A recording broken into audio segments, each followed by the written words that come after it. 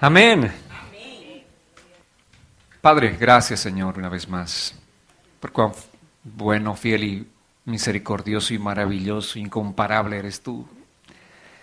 Señor, gracias por toda tu obra, esa obra maravillosa de tu Espíritu Santo en nuestras vidas este día, Señor. La paz tuya es una paz que sobrepasa todo entendimiento. No hay precio en este mundo con el que podamos comprar, pero queremos darte gracias porque tú, Padre, enviaste a tu Hijo a este mundo a morir por nuestros pecados en la cruz del Calvario.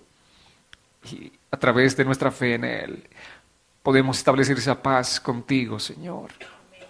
Gracias, Padre. Oramos para que este día nos sigas ministrando y ahora a través de tu palabra te pedimos que te glorifiques en nuestras vidas.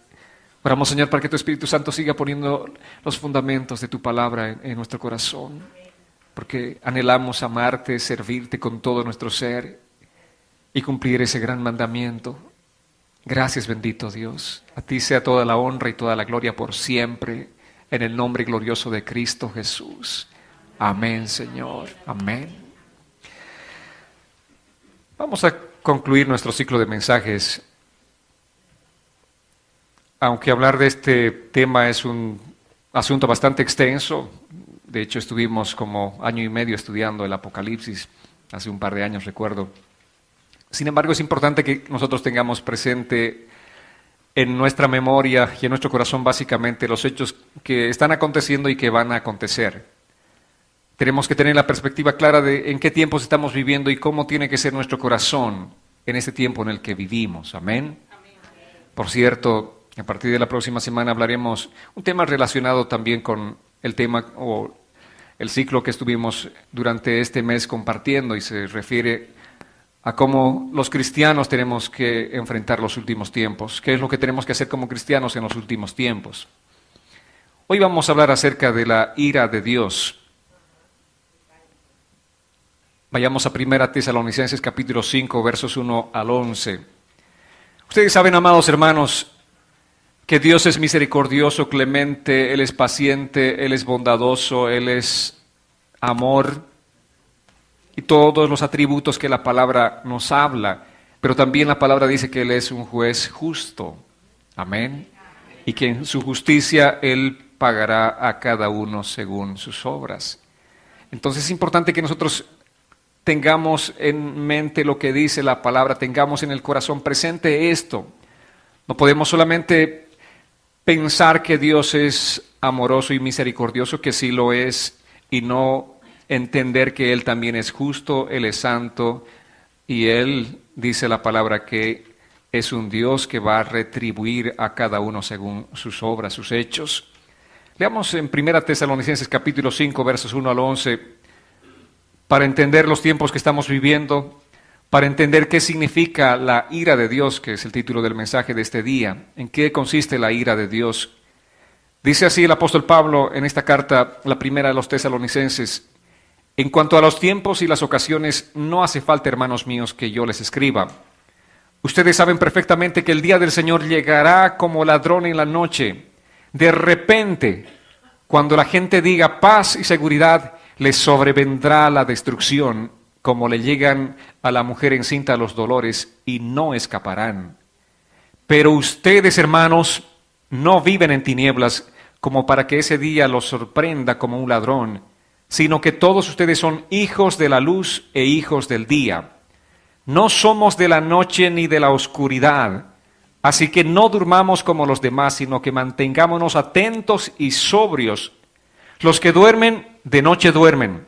Los que se embriagan, de noche se embriagan. Pero nosotros, los que somos del día, debemos ser sobrios, ya que nos hemos revestido de la coraza de la fe y del amor, y tenemos como casco la esperanza de la salvación. Dios no nos ha puesto para sufrir el castigo, sino para alcanzar la salvación por medio de nuestro Señor Jesucristo, quien murió por nosotros para que despiertos o dormidos vivamos unidos a Él. Por lo tanto, anímense, edifíquense unos a otros, como en efecto ya lo hacen. Gloria al Señor por la Escritura. Así está el apóstol Pablo alentando a su iglesia en este tiempo, a la iglesia de Cristo, para que nosotros vivamos como nos corresponde. No somos de las tinieblas, Por lo tanto, no podemos caminar como tales. Somos hijos de luz, somos hijos del día. La gente que hace maldades lo hace, dice, en la noche, vale decir, en esa oscuridad en la que viven. Sin embargo, nosotros al ser hijos de luz, somos hijos del día y no podemos vivir en lo que vivíamos antes de conocer a Jesús. Y el verso 9 específicamente dice que Dios no nos ha puesto para ira, sino para salvación. Pero es importante que nosotros entendamos exactamente estos conceptos. ¿Qué significa la ira de Dios y qué significa la ira del anticristo del que estuvimos compartiendo la semana pasada? La primera ira, la del anticristo, obviamente va a ser desatada en contra de la iglesia. Ya les hablé ampliamente que anticristo significa en contra de Cristo, aquel que se levantará en contra de los intereses de Cristo. Y en este caso los intereses de Cristo somos nosotros. Amén. Nosotros somos el cuerpo de Cristo y como tal el anticristo se levantará en contra de la iglesia. Y vendrá un tiempo de mucho sufrimiento porque así como el anticristo obviamente aborrece a Cristo y también aborrece a los que son de Cristo. Pero la ira de Dios es diferente. La ira de Dios será derramada sobre aquellas personas que persisten en hacer lo malo. Que a pesar de escuchar el mensaje de gracia, el mensaje de fe en Jesucristo, siguen rechazando y seguirán hasta el día de su muerte. Contra esas personas vendrá la ira de Dios. Los que murieron en Cristo, dice el apóstol Pablo, a ellos los denomina los que están dormidos. Y los despiertos, obviamente, somos nosotros, amén. Yo sé que algunos de ustedes se me duermen un domingo, pero están despiertos en el espíritu de todas maneras, ¿verdad? Digan amén los que están dormidos. Gracias a Dios, ningún amén. Primera Tesalonicenses 4, 15 al 17. El apóstol Pablo sigue diciéndonos, por lo cual os decimos esto en palabra del Señor, que nosotros que vivimos, que habremos quedado hasta la venida del Señor, no precederemos a los que durmieron, porque el Señor mismo, con voz de mando, con voz de arcángel y con trompeta de Dios, descenderá del cielo y los muertos en Cristo resucitarán primero. Luego nosotros los que vivimos, los que hayamos quedado, seremos arrebatados juntamente con ellos en las nubes para recibir al Señor en el aire y así estaremos siempre con el Señor. El apóstol Pablo nos está diciendo, nosotros que vivimos, tal vez tendremos que ver este día maravilloso. Nosotros que vivimos tenemos la esperanza, tal vez nos toque vivir ese acontecimiento que será realmente único en la historia de la humanidad, la venida de nuestro Señor Jesucristo. Y si estamos vivos, veremos, dice la palabra. Y si hemos muerto, esa es la expresión que utiliza él para los creyentes que murieron en Cristo, la palabra dormidos, amén. No se refiere a los que se duermen en la iglesia, sino a los que murieron en Cristo, esos son los dormidos, porque para nosotros ya no hay muerte. La muerte ha sido vencida por Cristo en la cruz del Calvario y el momento que recibimos a Cristo en nuestro corazón, nosotros empezamos a vivir la eternidad de vida con Cristo. Amén. Así que no hay muerte que nos separe de Él. Por eso el apóstol Pablo utiliza este término, dormidos, pero ya no muertos, porque el término muerte significa separación. Y nadie nos podrá separar del amor de Dios que es en Cristo Jesús a nosotros, a los que hemos creído en el Señor, aquellos que han nacido de nuevo, aquellos que han sido transformados por el Espíritu Santo de Dios. No hay más muerte que estas personas puedan experimentar. Nosotros los que vivimos, y también dice el apóstol Pablo, los que hayamos quedado. Y quiero que notemos realmente esta frase y nos centremos unos instantes en lo que significa esta frase, los que hayamos quedado. En el contexto bíblico original, esta palabra habla acerca de los sobrevivientes. ¿Los sobrevivientes de qué periodo? Del periodo de la gran tribulación. Los sobrevivientes de aquel tiempo donde el anticristo se levantará con todo, arremeterá contra la iglesia con todas sus fuerzas. Con todo lo que tenga a disposición vendrá simplemente un tiempo de gran tribulación, como dice la palabra. Y el anticristo obviamente no lucha sino contra los intereses de Cristo. Y los intereses de Cristo, ya les dije, somos nosotros, los cristianos. Hay mucha gente que interpreta que la iglesia no estará en el tiempo de la manifestación del anticristo. Obviamente respetamos cada posición, sin embargo la palabra de Dios es clara. Si hay un anticristo, tiene que ser alguien que lucha contra los intereses de Cristo, porque no va a haber un anticristo, les dije la semana pasada, que esté luchando contra nadie, ¿verdad? Alguien tiene que luchar contra alguien, esa es una batalla y eso es lo que va a acontecer. Sin embargo, la palabra es clara, la escritura es bastante clara y nos dice que inmediatamente pase ese tiempo de la tribulación, vendrá Jesucristo. Estuvimos ampliamente hablando acerca de las señales antes de la venida de Jesucristo, pero cuando Cristo venga por nosotros, por su iglesia, los muertos en Cristo resucitarán primero y luego nosotros, los que estamos vivos, seremos transformados. Lo que será transformado en nosotros, dice, es esta naturaleza, esta carne nuestra, será transformada completamente por Dios. Ahora nos enfermamos, ahora tenemos insomnios, ahora tenemos tantas cosas, nos resfriamos, tantos males. ¿Cuántos tienen algún pequeño dolor este día? No levanten sus manos, pero alguien, por no decir todos, sufre de algo, de algún mal, de algún malestar físico, ¿verdad? Sin embargo, ese día seremos transformados, recibiremos cuerpos glorificados de Cristo y ya no habrá más dolor, no habrá más enfermedad, no habrá más lamento, no habrá más nada absolutamente de todo eso. Porque seremos transformados y seremos llevados por el Señor a su presencia. Pero luego de estos días de sufrimiento, como dice el apóstol Pablo, luego que pase o entre en escena este personaje llamado el anticristo, una vez que termine su trabajo, y por cierto dice la misma escritura que estos días serán acortados porque será tal la tribulación, tal el sufrimiento en el que la iglesia esté sometida, que el clamor subirá delante del Señor y los días de tribulación serán acortados, ¿verdad? Entonces, Cristo viene a arrebatar a su iglesia. Muchos hablan de la palabra rapto. Esa palabra no es bíblica, por cierto, pero sí la palabra arrebatamiento es una palabra bíblica y nosotros vamos a referirnos al término bíblico. La palabra arrebatados es la palabra harpazo, en griego, que significa apoderarse de lo que es tuyo. Y el Señor viene, ¿saben a qué? Apoderarse de lo que es suyo. ¿Cuántos son de Cristo? Amén. ¿Cuántos son de Cristo? Amén. Si alguien está dudando, va a ser triste que Jesús no se va a apoderar de nada que no sea suyo. Cristo viene por su iglesia. Cristo viene por sus hijos. Él no viene por simpatizantes. Él viene por lo suyo. Amén. Entonces eso es lo que dice la palabra al referirse Pablo a esta palabra arrebatados.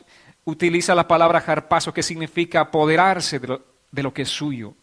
El Señor conoce quiénes son suyos. Él dice, yo conozco a mis ovejas y mis ovejas me conocen a mí. Amén. Y me siguen. ¿Cuántos siguen a Jesús? Amén. Es importante que nosotros seamos ovejas del Señor y sigamos a Jesús y no sigamos los designios de nuestra propia mente, ni el sentir de nuestro corazón, porque engañoso es el corazón nuestro. Pero sí tenemos que seguir a Jesús, tenemos que seguir la Escritura, tenemos que seguir los mandamientos de Jesús, tenemos que seguirlo a Él. Jesús claramente les dijo a sus discípulos, ven, sígueme. Y todo aquel que es discípulo de Cristo, ¿qué tiene que hacer? Seguir a su Maestro, seguir. Eso es lo que tenemos que hacer. Pero también esta palabra harpazo tiene dos derivados.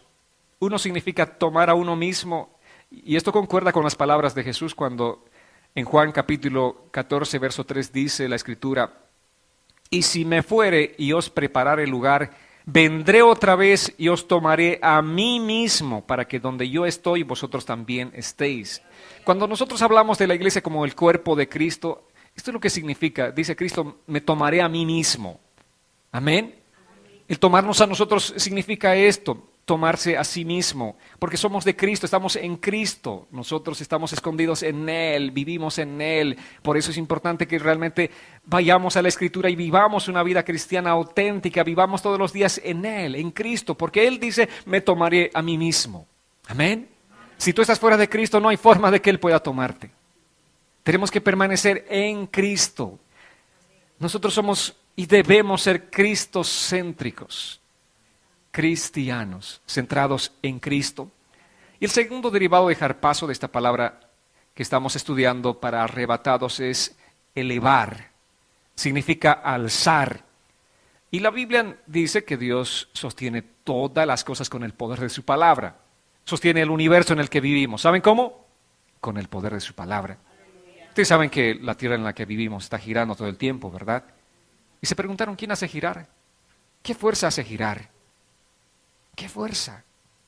Es la de Dios. Y la tierra es apenas una pequeña partícula en todo el universo. Ese es el Dios todopoderoso que nosotros tenemos como Padre. Amén. Y con esa fuerza Él nos tomará. Él nos elevará. Él nos llevará hasta el tercer cielo. Estaremos allá con el Señor. Seremos tomados por el Señor. En el arrebatamiento nosotros seremos llevados a la misma presencia de Dios. ¿Cuántos anhelan realmente aquel día? ¿Cuántos desean que ese día sea un día que esté cercano a nosotros?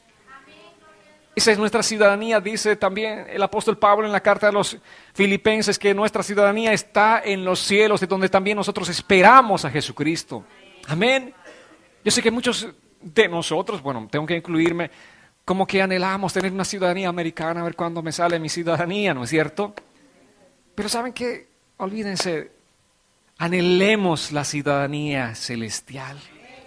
Anhelemos estar en nuestra ciudad. Esa es nuestra ciudad. De allí viene Jesús y allí estaremos nosotros. Allá nos llevará el Señor. En el Antiguo Testamento vemos algunas figuras de la iglesia, figuras de lo que significa el arrebatamiento. Elías y Enoc, por ejemplo, fueron arrebatados por el Señor. Ellos no conocieron muerte, no experimentaron la muerte. Fueron directamente, vivos mismos, tomados por el Señor y llevados hasta el cielo.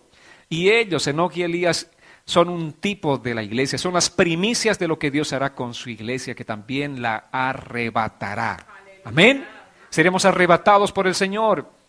En el arrebatamiento seremos llevados por Cristo y la Biblia dice que nosotros somos morada del Espíritu Santo. Por eso somos propiedad de Dios, porque el Espíritu Santo mora en nuestro corazón. Y la ira de Dios será derramada sobre aquellos que no tienen el Espíritu Santo en sus vidas. Y la ira de Dios será derramada sobre todos aquellos que no han conocido a Dios, sino más bien lo han rechazado sistemáticamente. Aquellos que han endurecido su corazón, aquella gente a la que se le predica y predica la palabra, reciben, escuchan y escuchan, pero siguen duros y duros y duros y duros. ¿Cuánta gente vive así? Endureciendo su corazón para Dios. Esa gente que rechaza a Dios y que mueren rechazando a Dios, no tiene más esperanza. Para esa gente será derramada la ira de Dios. Y la gente que persista en vivir en aquel tiempo, obviamente, esa gente es la que verá la ira de Dios. Estamos viviendo situaciones difíciles en este mismo instante, ¿verdad? Tiempo de hablar de las señales del fin de los tiempos. De pronto, a nivel mundial, ahora mismo estamos viendo lo que está pasando en Ecuador, estamos viendo lo que pasó en Uruguay, estamos viendo lo que pasó en Japón en estos mismos días. Y esto simplemente debe traer a nuestro corazón este recordatorio de que el Señor viene pronto. Estas señales van manifestándose y van a continuar manifestándose y cada vez van a ser mayores y mayores, van a ser mucho más frecuentes y que nosotros tenemos que ser conscientes de esto. Terremotos, guerras, hambre, vemos tanta criminalidad, crueldad en el mundo. Por eso mismo Dios tiene que, como ese juez justo que es, castigar el pecado de la humanidad. Así como castigó el pecado en aquel tiempo cuando Noé y su familia fueron salvos. La humanidad toda fue castigada. El juicio, dice la palabra, vino por agua, pero este segundo juicio no será por agua, sino por fuego. Dios tiene que castigar la maldad del mundo. Eso significa la justicia. El juez está allí, toda la gente, familiares, amigos de las personas o de la persona que va a ser juzgada están también allí presentes. Y de pronto el juez emite un veredicto. Él tiene que juzgar. Allí está este hombre que ha sido un criminal, un hombre que ha matado a muchas personas y de pronto tiene que escuchar la sentencia del juez. ¿Y qué dice el juez? 40 años de prisión. O simplemente dirá cadena perpetua, inyección letal. ¿Es justo o injusto? ¿Quién en esa sala va a decir, oh, este juez es injusto? No, ese juez es justo. Porque este hombre hizo tanto mal, tanta fechoría, tanta maldad en la sociedad, y el juez simplemente está dándole un castigo que es justo. Así también Dios, que es un juez justo, el más justo de todos los jueces, Él va a castigar. Pero en este tiempo en el que estamos viviendo, amados hermanos, es conocido como el tiempo de la gracia, el tiempo de la salvación, el tiempo del arrepentimiento. En este tiempo nosotros tenemos que volcar nuestro corazón a Dios. En este tiempo tenemos que apartarnos de ese estilo de vida pecaminoso que hemos vivido y tenemos que venir en pos de Dios. Amén. Ahora el Señor está recibiendo. Ahora las puertas de la salvación están abiertas y de par en par para recibir a toda aquella persona, no importa cuán injusta haya sido, ahora es tiempo de salvación. Pero la paciencia de Dios tiene un límite. Y ese día, cuando será derramada la ira de Dios, ya no habrá más oportunidades para las personas. Simplemente vendrá el tiempo del juicio, el día del juicio. ¿Recuerdan ustedes cuando Dios determinó derramar su ira sobre Sodoma y Gomorra? Dios dijo que iba a derramar fuego del cielo. Pero Dios compartió este sentir con su siervo Abraham. Abraham es mi amigo, yo no puedo ocultarle esto. ¿Qué voy a hacer a mi amigo?, decía Dios. Y Dios le participó de esta situación a Abraham. Abraham, voy a derramar mi juicio sobre estas dos ciudades, porque la maldad está completamente plagada. No puedo soportar más tanta maldad. Y Abraham empezó a interceder delante de Dios. Dice, Dios, tú eres justo. Y si hubieran 50 justos en estas ciudades, los habrías de matar también a ellos juntamente con los injustos. Y Dios le dice a Abraham, está bien, no voy a matar, no voy a derramar mi ira si hay 50 justos. Y Abraham piensa un poco, tal vez no hay 50. Señor, perdóname, pero si hubieran 40 justos, Señor, también igual, ¿derramarías tu juicio sobre estas ciudades? Bueno, Abraham, eres mi amigo, ¿qué puedo hacer? Está bien, no voy a derramar mi juicio si hay 40 justos en estas ciudades. Señor, no te enojes, pero si hubieran 30 justos, Señor, igual derramarías tu ira sobre estas ciudades. Dice Abraham, está bien, no. Si hay 30, no voy a derramar mi ira. Y 20, hasta que llega a 10. Señor, si hubieran 10 justos. Y por lo que vemos en la palabra de Dios, no hubieron ni 10 personas justas. Los únicos que fueron sacados fueron el sobrino de Lot y su familia. Amén. ¿Y qué vino sobre Sodoma y Gomorra? Lo que conocemos a través de la palabra de la Escritura. Vino fuego del cielo y fue consumida aquella gente que era tan perversa. Exactamente eso es lo que le va a acontecer a este mundo, amados hermanos. Amén. Eso es lo que le va a acontecer. Esa fue una manifestación de la ira de Dios. Pero antes de que el fuego cayó sobre Sodoma y Gomorra, Lot fue arrebatado. Lot fue sacado de aquella ciudad. Lot, un hombre justo, el sobrino de Abraham, junto a sus hijas, fue sacado de Sodoma. Y Lot aquí viene a ser el tipo de la iglesia de Cristo. Amén. La iglesia es el tipo de Lot, o Lot el tipo de la iglesia. Lot es una primicia de lo que acontecerá también. El Señor tendrá que sacar a su iglesia de este mundo perverso. Y cuando los saque, entonces, como vino sobre Sodoma y Gomorra, vendrá el fuego, la ira y la destrucción sobre este mundo. Por eso dice la palabra que Dios no nos ha puesto para ira, sino para salvación, amados hermanos. Amén. Pero es importante entender exactamente el contexto bíblico. Vayamos a Lucas capítulo 21, versos 34 al 36.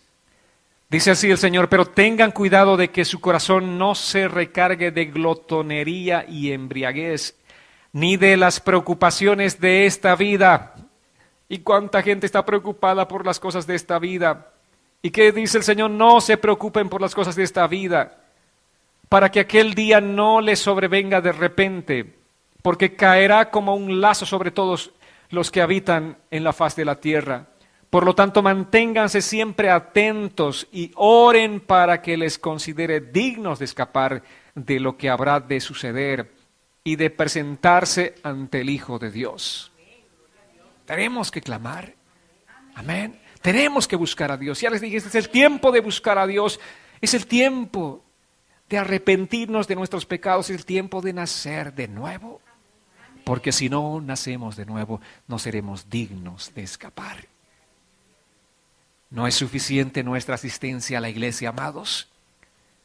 Es necesario nacer de nuevo. Es necesario ser transformados por el Espíritu Santo de Dios para que seamos dignos de escapar de ese día que es el día del juicio. Miren, dice, estén atentos. Estén orando en todo tiempo. Estemos atentos, realmente tenemos que estar atentos ahora más que nunca, hermanos, porque los tiempos son finales. Los tiempos que estamos viviendo son tiempos difíciles y tenemos que estar muy atentos a todo lo que estamos viviendo. Ojos bien abiertos, los ojos espirituales, porque la maldad está incrementándose, ya hablamos ampliamente de eso. Y que también dice que nuestros corazones no estén cargados de glotonería y embriaguez. ¿Cómo es esto? ¿Algún corazón come o bebe? ¿Comen y beben con sus corazones? No. ¿Qué es entonces exactamente lo que el Señor quiere decirnos? Glotonería aquí significa probar de todo lo que el mundo te ofrece. ¿No está así la gente en este tiempo probando de todo lo que el mundo les ofrece? Si droga, venga la droga, si son mujeres o si cualquier cosa venga aquí. La gente prueba y prueba y prueba y los jóvenes quieren probar y experimentar las cosas. Los padres les dicen, no, no lo hagas, yo ya pasé por esto. No, yo quiero hacerlo, quiero experimentar. Eso significa glotonería y embriaguez de corazón. Y así está la gente en este tiempo, tratando de probar de todo. Los hombres que se cansaron, aquellos que están con N mujeres, se cansaron de las mujeres, ahora un hombre quiere tener relación con otro hombre. Cargados de glotonería. Eso es lo que aquí está diciendo la palabra.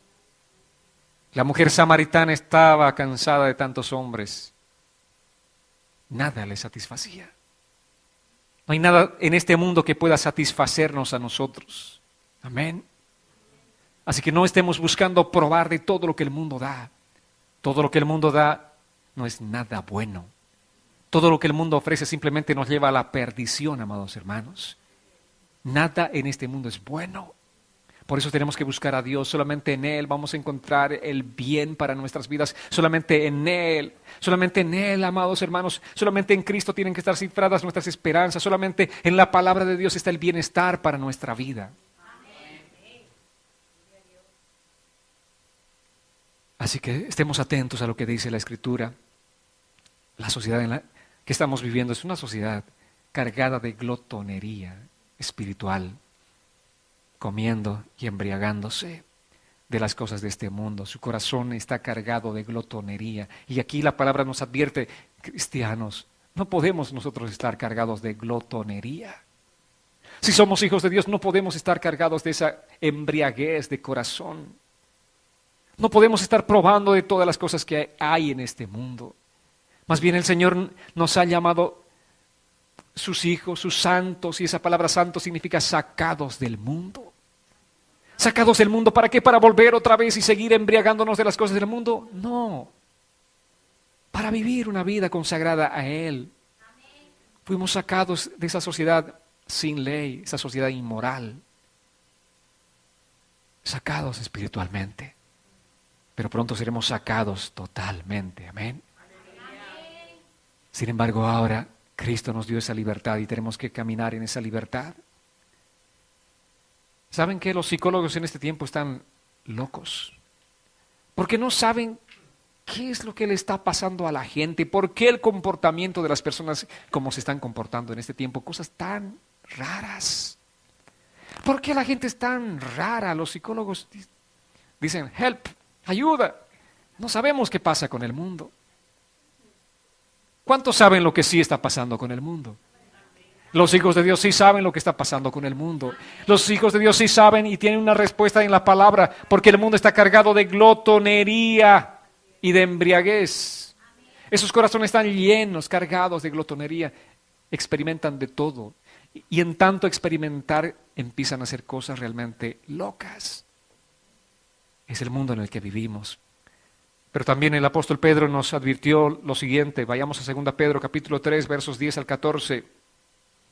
Dice así la Escritura: pero el día del Señor llegará como un ladrón en la noche. Ese día los cielos desaparecerán en medio de un gran estruendo, y los elementos arderán y serán reducidos a cenizas, y la tierra y todo lo que en ella se ha hecho será quemado. Puesto que todo esto será desechado, ustedes deben vivir una vida santa y dedicada a Dios y esperar con ansias la venida del día de Dios. Ese día los cielos serán deshechos por el fuego y los elementos se fundirán por el calor de las llamas. Pero según sus promesas, nosotros esperamos un cielo nuevo y una tierra nueva donde reinará la justicia. Por eso, amados hermanos, mientras esperan que todo esto suceda, hagan todo lo posible para que Dios los encuentre en paz, intachables e irreprensibles. Así es como tiene que vivir la iglesia en este tiempo, amados hermanos. Vivamos en paz. ¿Cuántos están todavía peleados el uno con el otro? Hagan todo lo posible para vivir en paz, dice la palabra. Ponte en paz. Ponte en paz con la persona. Puede ser un familiar, un amigo, un vecino. Ponte en paz con esa persona. No vale la pena perder nuestra paz.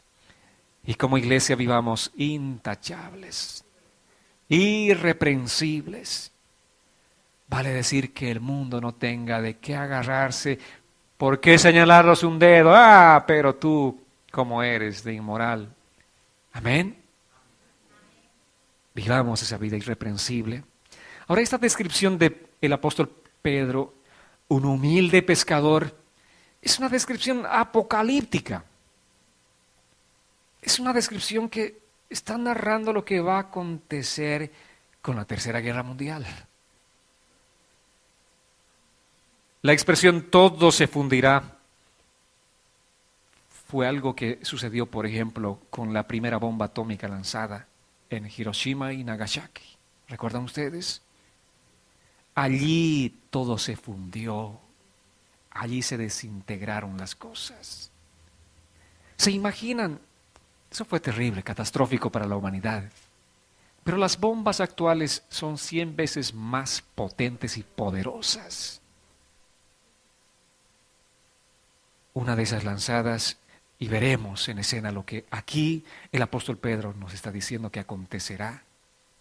Se fundirán las cosas. Se fundirán completamente. La Biblia dice que tú y yo no estamos, sin embargo, para enfrentar la ira de Dios. Antes que venga ese día, seremos arrebatados por el Señor. Seremos sacados de este mundo por el Señor. Amén. Dios tendrá su misericordia y será esa misericordia extendida sobre nosotros, sobre su iglesia. Por eso en este tiempo tenemos que afianzar nuestras vidas y nuestros corazones en Cristo. La ira de Dios, amados hermanos, es contra los que rechazan a Jesús. Amén. Todas aquellas personas que rechazan, que persisten en rechazar a Jesús y su palabra, ellos verán la ira de Dios. Leamos Apocalipsis capítulo 6, versos 12 al 17. ¿Cómo será el tiempo de la ira de Dios? ¿Cómo se manifestará? Y aquí, como les digo, simplemente estoy dándoles un resumen, porque si estudiamos todo, tendríamos que pasarnos mucho tiempo. Sin embargo, es importante que tengamos por lo menos una perspectiva de lo que va a acontecer en estos últimos tiempos. Dice así la palabra en Apocalipsis: yo vi el Cordero abrió el sexto sello, y entonces se produjo un gran terremoto. El sol se oscureció, o se cubrió de oscuridad, como con un vestido de luto, y la luna entera se puso roja como la sangre. Las estrellas del cielo cayeron sobre la tierra como caen los higos cuando un fuerte viento sacude la higuera. El cielo se esfumó como si fuera un pergamino que se enrolla. y todos los montes y las islas fueron removidas de su lugar. Todos se escondieron en las cuevas y entre las grietas de los montes. Lo mismo los reyes de la tierra que los príncipes, los ricos, los capitanes, los poderosos, lo mismo los esclavos que los libres. Y decían a los montes y a las peñas: caigan sobre nosotros, no dejen que nos mire el que está sentado sobre el trono. Escóndannos de la ira del Cordero, el gran día de su ira ha llegado. ¿Y quién podrá mantenerse en pie? Esa es la pregunta. El día que la ira de Dios se manifieste, ¿quién podrá mantenerse en pie? ¿Quién podrá estar en pie? ¿Quién? El día que la ira de Dios se manifieste, nosotros no estaremos aquí. Gracias a Dios. Pero de los que queden, de aquellos que vivieron una vida injusta y que persistieron en rechazar a Jesús como su Salvador, ¿podrán estar en pie aquel día? No. Mucha gente piensa, no, es que igual tendremos oportunidades de salvación. Pero aquí dice, ¿quién podrá estar en pie? Es una gráfica descripción del caos de la naturaleza, el día de la manifestación de la ira de Dios, terremotos de gran magnitud como nunca hemos escuchado, que provocarán unos tsunamis de 50, 60 metros que harán desaparecer las islas. Amén. Chao todas las islas, no más islas. Chao la Florida, rodeados de mar, de agua. Desaparecerán, porque será un día realmente. Aquí tenemos una descripción de ese caos que acontecerá. Entonces, ¿quién podrá estar en pie aquel día? ¿Quién? ¿Quién, amados hermanos? Es tremendo.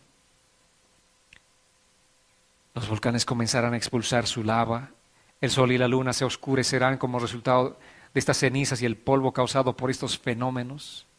Será un día de gran juicio. Por eso la palabra aquí con esa pregunta, ¿quién podrá permanecer en pie? Esa es la pregunta, como es natural. Y la respuesta, nadie.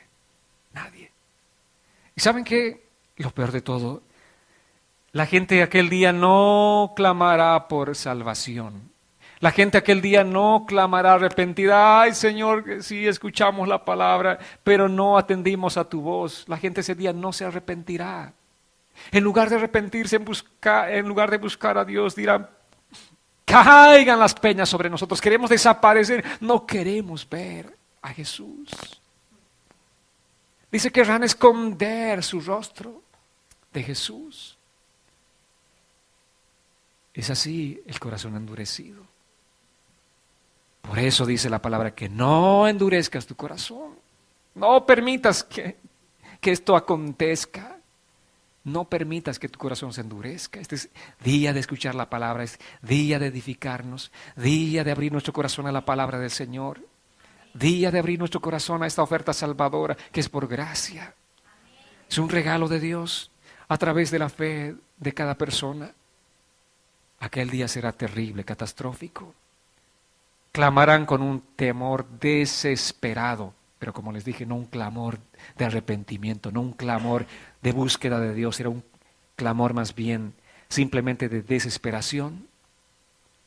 Las personas querrán suicidarse, las personas querrán simplemente desaparecer, pero no podrán. Es un día de juicio.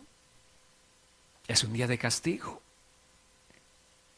Dice la palabra en Hebreos capítulo 9, verso 27. Y así como está establecido que los hombres mueran una sola vez y después venga el juicio. Una sola vez está establecido.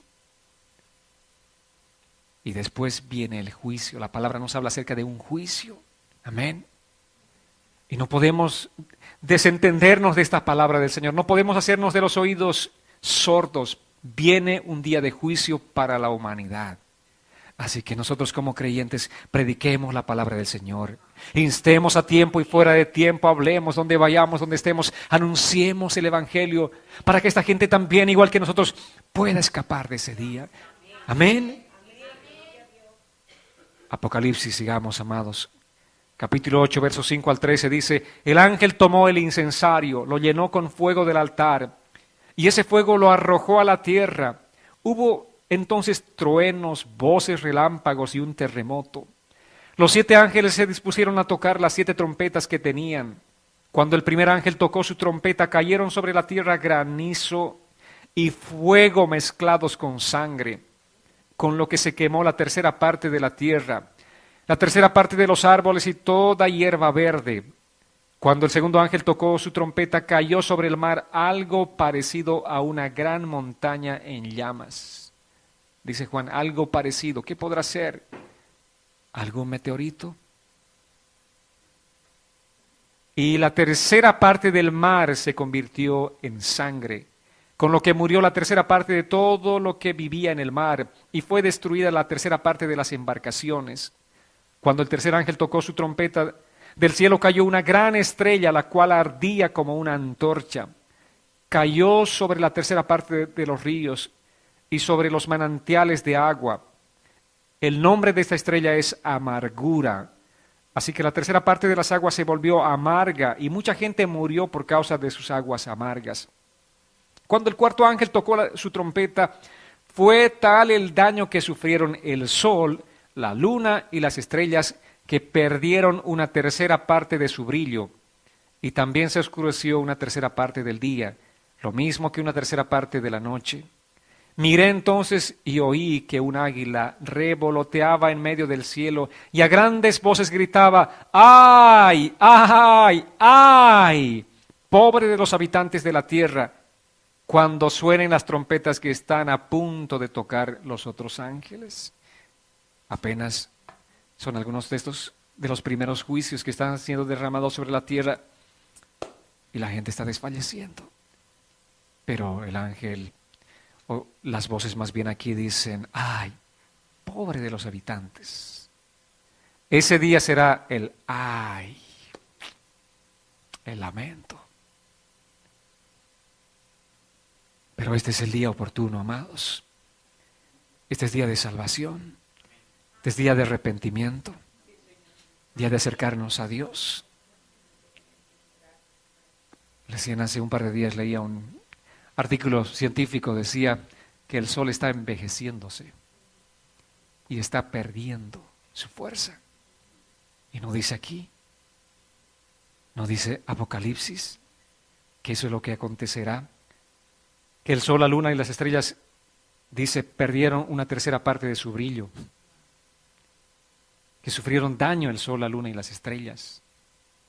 La palabra nos dice claramente, solo que mucha gente es sorda de conveniencia, escucha pero no quiere oír la palabra del Señor. Pero nosotros, ya les digo, amados hermanos, amada iglesia, tengamos un corazón dispuesto para el Señor, que en este tiempo realmente nos volquemos con todo nuestro ser, con todo nuestro corazón, para adorar al Señor, para buscar al Señor, para estar en la presencia del Señor, para estar en comunión con el Señor, porque el día del Señor viene, y el día del Señor es un día de ira, es un día de castigo. Será un evento como nunca ha ocurrido en toda la historia. Ni siquiera el juicio que vino sobre la faz de la tierra el día de Noé.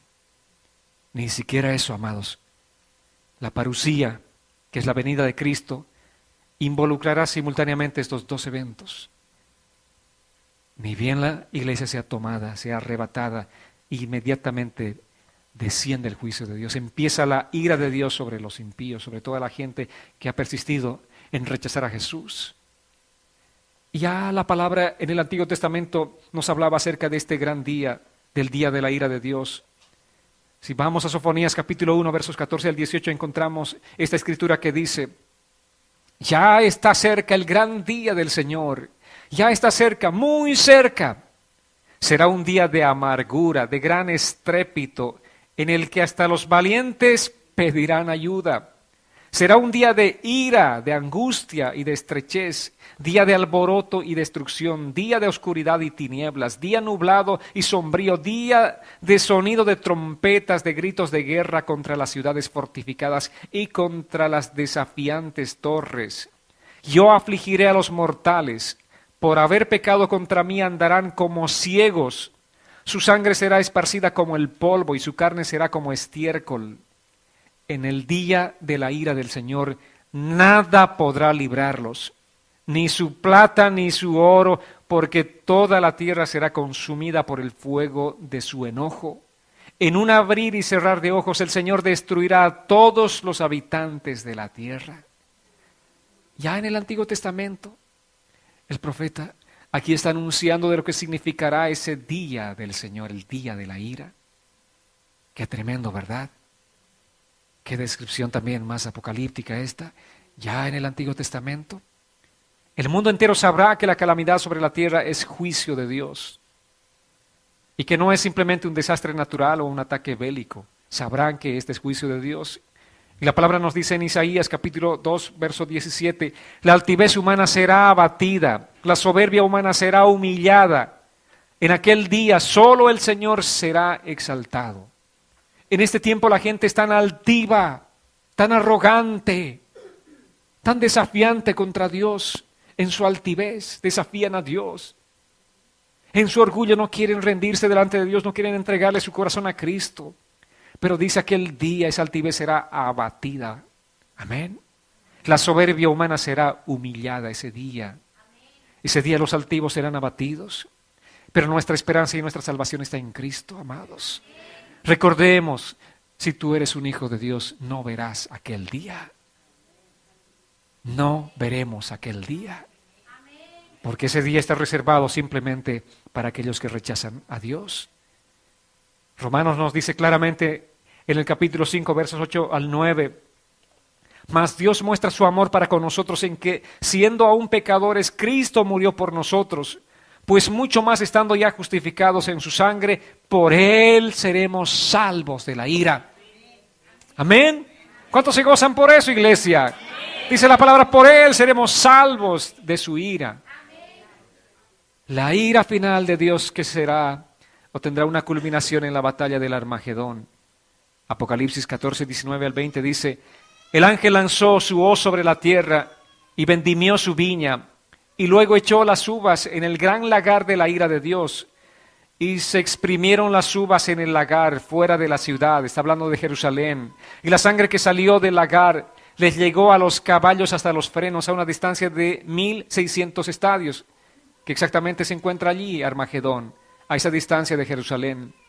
Y Apocalipsis 15, 1 al 4 dice, en el cielo vi otra señal grande y asombrosa. Eran 7 ángeles que tenían las 7 últimas plagas, con las cuales la ira de Dios quedaba satisfecha.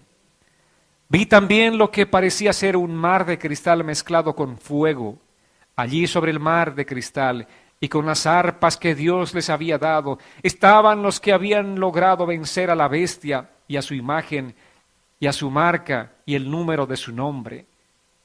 Dice también la palabra, entonaban el cántico de Moisés, el siervo de Dios, y también el cántico del Cordero. Decían, grandes y maravillosas son tus obras, Señor Dios Todopoderoso. Justos y verdaderos son tus caminos, Rey de las naciones. ¿Quién no te temerá, Señor? ¿Quién no glorificará tu nombre? Solo tú eres santo, por eso todas las naciones vendrán y te adorarán, porque tus juicios se han manifestado. Aquí hay 2 escenas diferentes. En la tierra hay juicio, el juicio de Dios, pero en el cielo dice la palabra, ¡ay, fiesta! ¡Ay, fiesta! Ahí está la iglesia diciendo, grandes y maravillosas son tus obras, Señor Dios Todopoderoso. Amén. ¿Cuántos quieren participar de la fiesta? Amén. Amén. ¿Quién en su sano juicio querría escoger el juicio y no la fiesta? ¿Verdad? Entre tanto se desata el juicio de Dios sobre la tierra. En el cielo los creyentes recibirán su recompensa. Será día de recompensa, como dice la palabra, estaremos ante el tribunal de Cristo. Ese tribunal de Cristo es día de recompensa, día de paga. ¿Cuántos están felices cuando llega viernes? Día de paga. Pero aquel día será día de una paga especial. Vayamos a este último pasaje en 2 Corintios capítulo 5, verso 10, dice: porque es necesario que todos nosotros comparezcamos ante el tribunal de Cristo, para que cada uno reciba según lo bueno o lo malo que haya hecho mientras estaba en el cuerpo. Allá en el cielo nosotros recibiremos nuestra paga. Amén. La recompensa por haber servido al Señor. ¿Cuántos quieren servir al Señor? De todo corazón. Amén. Porque ese es nuestro trabajo. No para obtener la salvación, ya somos salvos. Estaremos gozando de la presencia del Señor, pero allá en la presencia del Señor habrá día de pago. Nada de lo que tú haces para el Señor es en vano. Nada. Si tú estás sirviendo al Señor con todo tu corazón, aquel día serás recompensado por el Señor, según lo bueno o lo malo. Si tú haces lo malo, obviamente será un día de vergüenza. Irás delante del Señor: Señor, mi paga. ¿Qué paga? ¿Cuál paga? Si tú no me serviste con un corazón fiel. Si tú fuiste muy displicente. Nunca tenías tiempo para el servicio. Día de agachar la cabeza, avergonzados. Aunque estaremos en su presencia, esa ya es una gran recompensa. Pero, amados, puedo predicarles todo un mensaje acerca de la recompensa, pero tengamos un corazón dispuesto para el Señor, a servirle todo el tiempo. Amén. Pongámonos en pie, amada iglesia. Agradecidos con Dios porque en esa gracia maravillosa, en esa infinita gracia, nosotros no veremos aquel día del juicio, aquel día de la ira. Pero como dice la palabra, nosotros tenemos que ser hallados dignos. Y el único que puede dignificar nuestras vidas es Cristo, trayendo su salvación a nuestras vidas. Pero para que esto acontezca, tú debes rendirte completamente delante del Señor, arrepentirte de todos tus pecados. Y arrepentirte significa dar la espalda al pecado y acercarte a Dios y agarrarte de Dios con todo tu corazón y decirle: Dios, no quiero soltarme de ti más.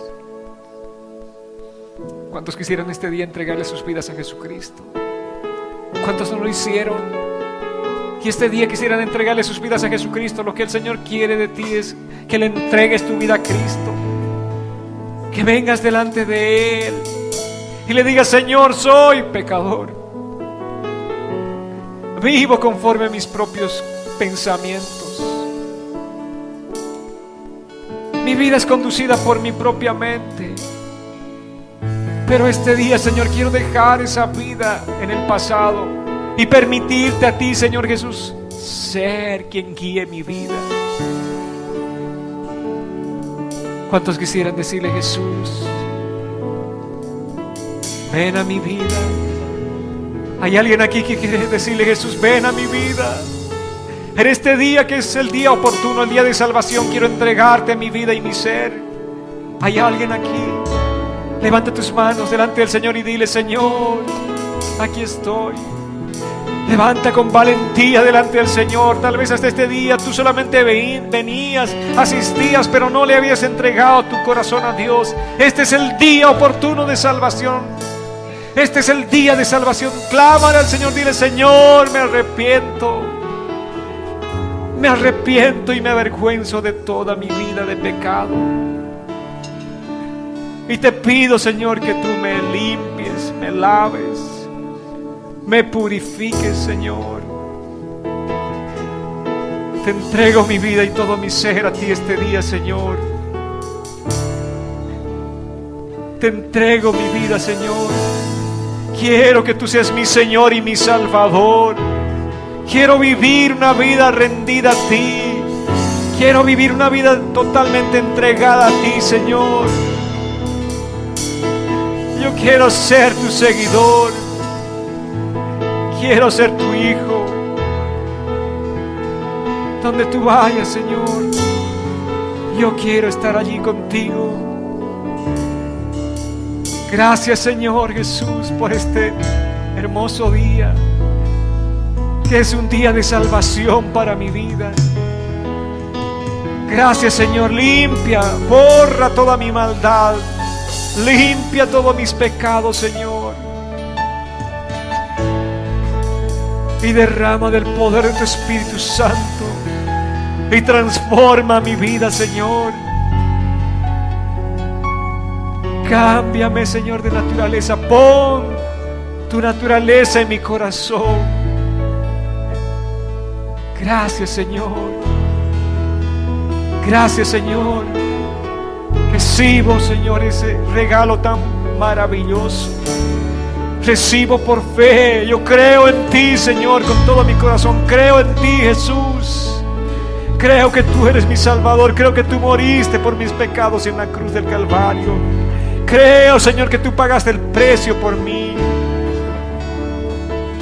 Y te recibo como mi Señor, mi único y mi suficiente Salvador. Gracias, Señor Jesús. Gracias. Gracias por venir a mi corazón. Gracias, Señor. Y dile: Padre, derrama del poder de tu Espíritu Santo sobre mi vida. Dame ese poder vivificador. Dame ese poder sobrenatural para vivir una vida sobrenatural también, Dios. Gracias, bendito Dios y Rey. Te alabamos y te bendecimos este día. Gracias, Señor, por cada persona que este día hizo esa oración de todo corazón. Señor, haz tu obra. Espíritu Santo, haz tu obra. Haz tu obra, precioso Dios. Gracias, Señor, por cada persona. Gracias por tu iglesia este día, Señor.